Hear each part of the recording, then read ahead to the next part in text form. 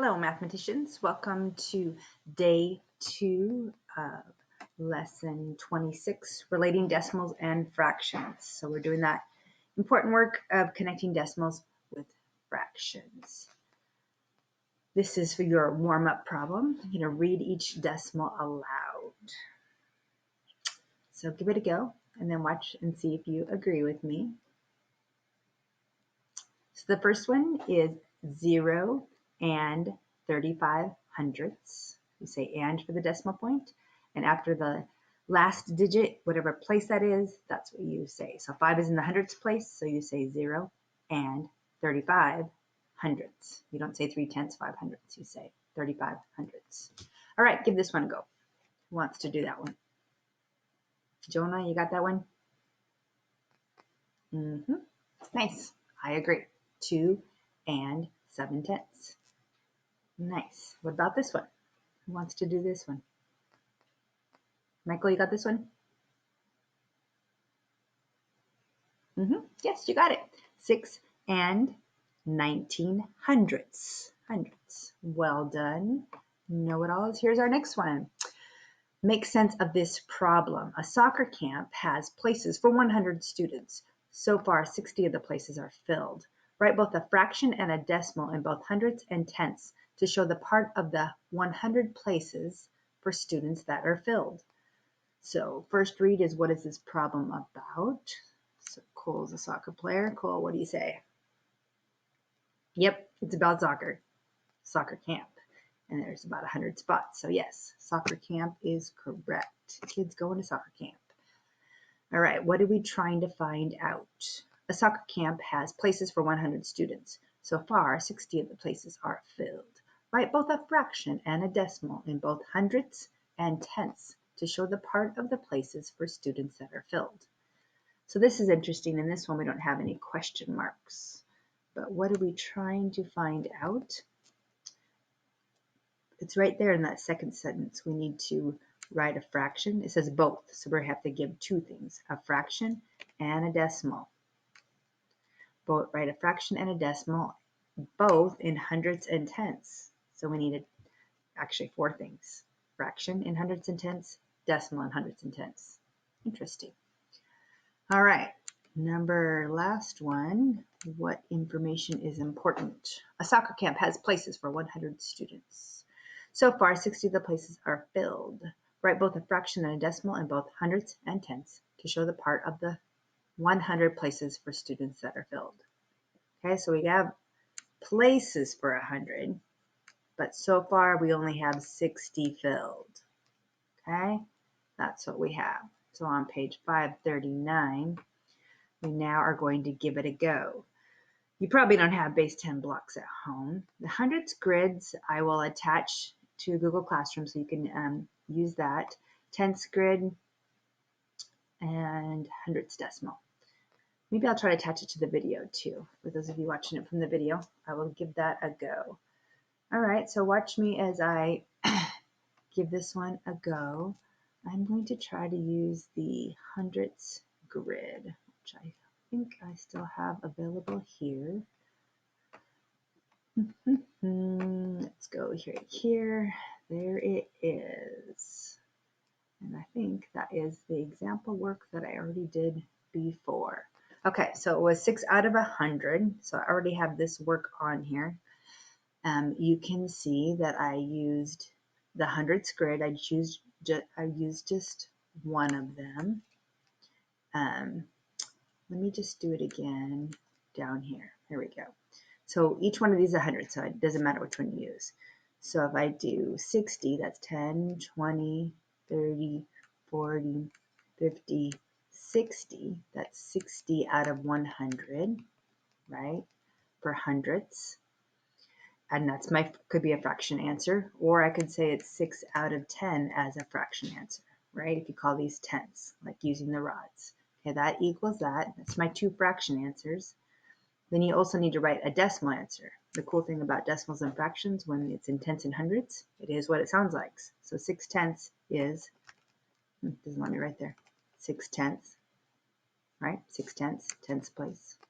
Okay, that's a decimal answer, and then for 60 hundredths, it's going to be 0.60, okay? Because you say the number, and then whatever digit's in the last place, even though it's a 0, you could give it the hundredths. So that's your 4 answers that you need. Way cool. All right, so I use the hundredths grid, and I've got to do a fraction in tenths and hundredths. The fraction was 6/10 and 60 hundredths, and they are equal to each other. That was my fraction answer. Then my decimal answer is 6/10, and then 60 hundredths, you just put this. All right, cool beans. So you need all 4 of those answers, but you could do them a different way. Ask your partner, can you explain that again? So how did you do it? I started with using the hundredths grid, and I started with I counted by tenths. So I did 10 in the hundredths grid. You saw me, I did 10, 20, 30, 40, 50, 60. How did you start? Maybe you started thinking decimals. Maybe you did it in a something like this, like a fraction bar. And you did 6 out of 10, so maybe cut it into tenths, and you did 1, 2, 3, 4, 5, 6, 7, 8, 9 cuts to get tenths, and then maybe you filled it in, and you said 10, 20, 30, 40, 50, 60. If each one of those was 10 blocks, and if this whole thing was 100, spots for kids, you might have done it that way. Alrighty, compare class strategies. So you could use hundredths grids. You could use, you might think just in fraction, you might think like this. So total spots, right? The total spots available, and then kids placed already. If you're thinking like, here's the words of the story, and that's the fraction it makes. So kids placed is 60. Total spots available is 100, so 60 out of 100. It's another way to kind of think of it. Some of you might have taken this to percentage, because 61 hundredths is 60%. So 60% of the spots are filled. That would be another strategy. Okay, here's some strategies that the book will show us on page 540. You can use a model to understand how to write hundredths or tenths as a fraction and a decimal. Each model represents the part of 100 soccer camp places that are filled. So this picture, this model right here is just done in the tenths, kind of like what I was drawing with the bar there. And this is the one that I was using. So you can draw it in hundreds, you can draw it in tenths, but they will be equal. 60 is 60 hundredths, 6 is 6 tenths. Cool beans. You can use a place value chart to understand how to write hundredths or tenths as a decimal. So this isn't one that we talked about yet. So place value charts can help. We have 0 ones, because we're saying that the one whole is like 100 whole spots. So this one, that might feel a little weird in this one, because you're like, wait, we don't have part of a kid, but we have 6 tenths or 60 hundredths of the spaces taken up, a little over half. Yeah, so connecting with the story might feel a little bit weird on this one, but if you think of percent, so 60% of the places are filled, that might kind of help. But place value charts work. Look at the first model it on page 541. The model on the left shows 60 squares. Oh, the first model it is not on that page. It is on this one. That's the first model it. Okay, the hundreds chart, and then we got the tens chart. Let's see what we do with it on page 541. So then we had the 60 squares, individual squares. That one was 60 hundredths. Boy, that's hard to fill in. So I'm sure you can write a lot neater than you can with my finger on the screen. And then the one on the right shows the 6 tenths, right? But we know that they're equal to each other. How does the model on the right in the first model it show the fraction you wrote for the model in problem 1? How does it show? How does the model on the right in the first model it show the fraction you wrote? How does it show it? Well, I guess we better look at it again. So how does it show it? It shows it in tens, right? counts by tens. This one counts by ones, but they are equivalent. How does the model on the right of the first MODELIT show the fraction you wrote? Okay, I guess I would just say it. Oi, I said oi. It shows it in tens. Tens, which turns into tenths because of the whole. So maybe we should really say tenths. It shows it in tenths instead of hundreds. Okay. Look at the place value chart in the second MODELIT. Place value chart. Write a decimal in tenths and the equivalent decimal in hundreds. How are the two decimals different? Okay. So if we do it in tenths, you will just have, let me write. Okay, you will have 6/10, right? That's the tenths version, and that's the hundreds version. So that's the two numbers we're going to compare on this problem, which is back here on 541. Okay, so we have 6/10, and then we have 60 hundredths. That's going to be a 6, my friends. So write a decimal in tenths, done, and the equivalent in hundredths, done. They are equal. How are the two decimals different? Okay, they are different because, yes, you are right. They were different because this one has a 0. Has a 0 in the hundredths place. Okay, but it's still equal. 60 cents equals 6 dimes. Write a number on each line below to describe how decimal relates to fractions with denominators of 10 and 100. Write a number. So we're going to be writing a number. If the denominator of a fraction is 10, the equivalent decimal has blank places after the decimal point. Well, let's just look at one. If the denominator is a 10, like 5/10, sometimes it helps to just write a sample question, right? Or sample problem. So the denominator is 10. So if the denominator of a fraction is 10, the equivalent decimal has how many places? So how would you write that? 0.5. So how many places is that? 1. 1 place. Write a number on each line. The number is 1. Okay, so you put the number 1. It's got 1 place. If the denominator of a fraction is 100, right here, the equivalent decimal has how many places after? So if we had 32 hundredths, you would write it as the decimal 32 hundredths. So how many places? 2. Okay, hundredths has 2 places. Tenths has 1, is the first place. Cool beans. Look back at your try it strategies by classmates and the model its. Which model or strategy do you like the best for writing tenths and hundredths as fractions and decimals? So do you like the place value chart? Do you like the hundreds chart? Do you like the tens chart? Do you like to think of it like money? That's another strategy. Do you like to think of it like percent? That's another strategy. What do you like? Which models or strategies do you like best for writing tenths and hundreds? If I'm in tenths and hundreds, I often am thinking money of these kinds because tenths is dimes and hundreds is pennies. So I would probably say money.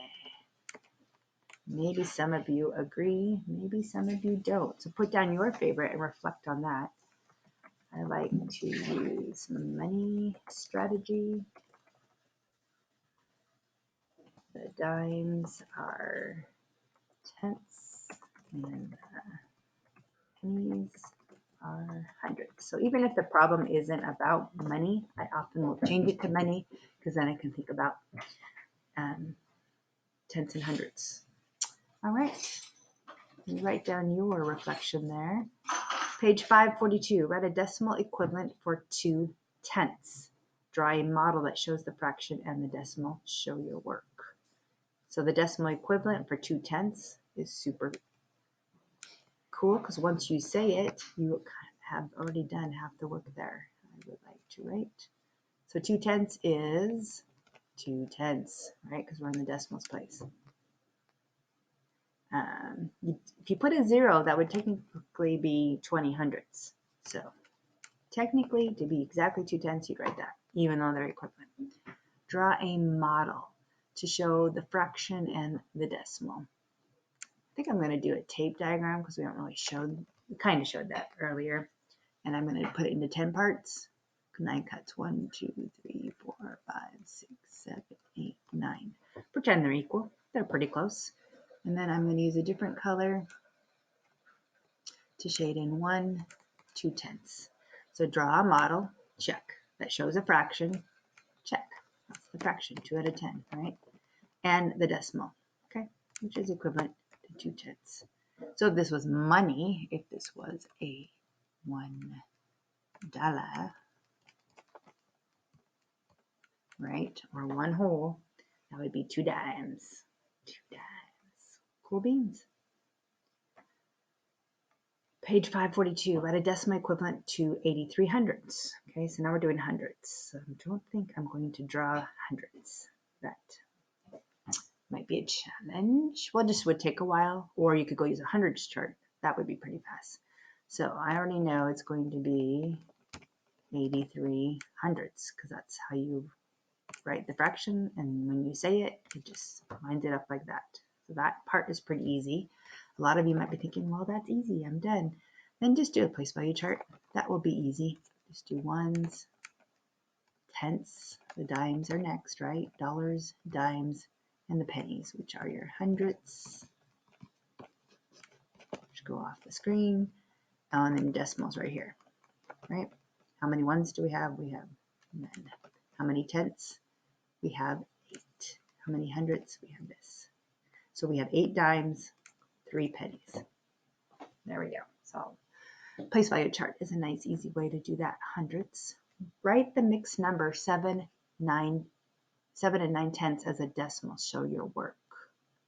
All right, so the last one we get to do together, the exit ticket, page 542. We have this mixed number, and we need to change it to a decimal. I'm going for money. I'm going to use the money strategy. Shocking, I know. So 7 would mean I would have $7. Boom, that 7 would mean I have $7. Now 9/10, if I have $1 and I've got 9/10 of it, I would do 9 cuts for 10 parts. 1, 2, 3, 4, 5, 6, 7, 8, 9. Pretend they're equal. I've got 9 of them. So 9 parts of one whole dollar is going to give me, this is one whole dollar, $1. And I got 9/10 of a dollar. I've got 90 cents. So that's going to be 9/10, 9 dimes. I'd have 9 dimes out of a dollar. If you wrote this is correct, and I would accept it because it is equivalent to that. If you want to be technical, you would say this one is 7 and 90 hundredths, and this one is 7 and 9/10. So this one's more right to exactly match that, but they're both equivalent. All right, mathematicians, you are going to do page 543 and 544 on your own. Your parents have the answers if you'd like to get those checked. And there you go. Enjoy your math. Bye, mathematicians.